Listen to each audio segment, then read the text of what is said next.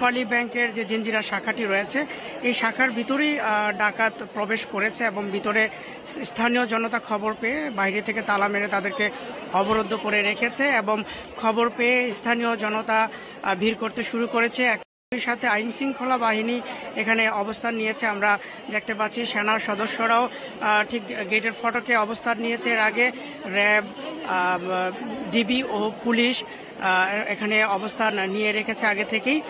তবে স্থানীয়দের সাথে কথা বলে জানতে পেরেছি যেটি বেলা 2টার দিকে এখানে ডাকাত দলের 4 জন সদস্য ভিতরে প্রবেশ করে এবং তাদের সাথে আগ্নেয়াস্ত্র ছিল এমনটা জানা গেছে। তারা ভিতরে গ্রাহক যারা ছিলেন তাদেরকে এবং ব্যাংক কর্মকর্তাদেরকে জিম্মি করে রেখেছে। ঘটনা যখন ডাকাত ভিতরে প্রবেশ করে তখন ব্যাংকের ম্যানেজার যিনি হচ্ছে শেখর চন্দ্র তিনি বাহিরে ছিলেন। পরে তার সাথে কথা বলে যেটি জানতে পেরেছি ব্যাংক থেকে তার কাছে ফোন আসা এবং সে স্থানীয়দের মাধ্যমে জানতে পেরে এখানে এসে দেখেন যে স্থানীয়রা গেটে তালা মেরে রেখেছেন। তারপরে তিনি ভিতরে যোগাযোগের চেষ্টা করেছেন।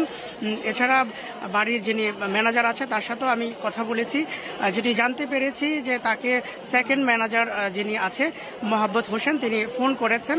ব্যাংকের সেকেন্ড ম্যানেজার তাকে ফোন করে জানিয়েছেন যে ভিতরে 4 জন ডাকাত অবস্থান করেছে এবং গ্রাহক সহ ব্যাংক কর্মকর্তাদেরকে জিম্মি করে রেখেছে। একই সাথে তারা বলেছে যে গেট তালা মেরে নিরাপদে সরে যাওয়ার জন্য যে কোনো সময় গুলি করতে পারে, এরকম একটি বিষয় কিন্তু ব্যাংক যে সেকেন্ড ম্যানেজার রয়েছে মোহাম্মদ হোসেন তিনি বাড়ির ম্যানেজারকে ফোন করে জানিয়েছেন। বাড়ির ম্যানেজার আব্দুল মজিদ আমাদেরকে এমনটি জানিয়েছে।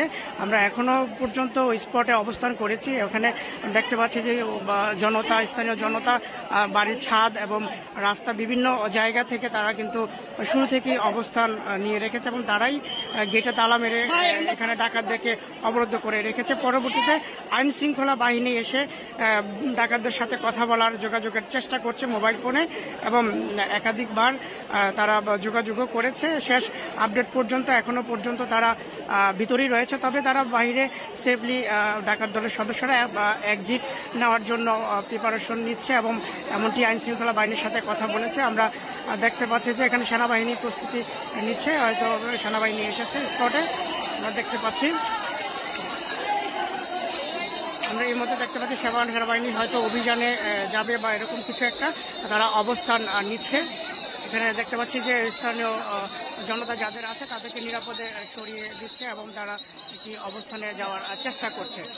ভিতর থেকে আমরা যতটুকু জানতে পেরেছি যে ভিতরে অনেক গ্রাহকও আটকা পড়ে আছে, তাদের কাছে ডাকাতদের কাছে জিম্মি হয়ে রয়েছে এমনটি আমরা জেনেছি। আমরা আরেকটু